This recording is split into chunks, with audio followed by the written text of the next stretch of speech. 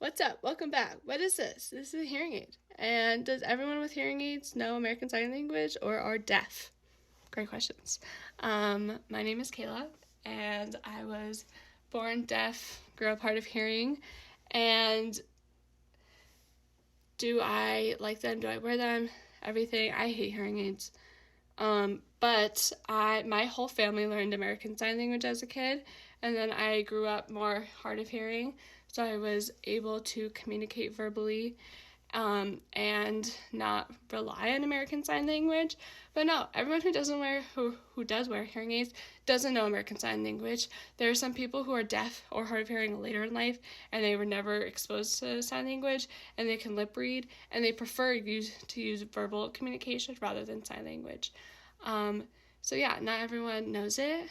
If they want to learn it, that's amazing, but they don't always have to.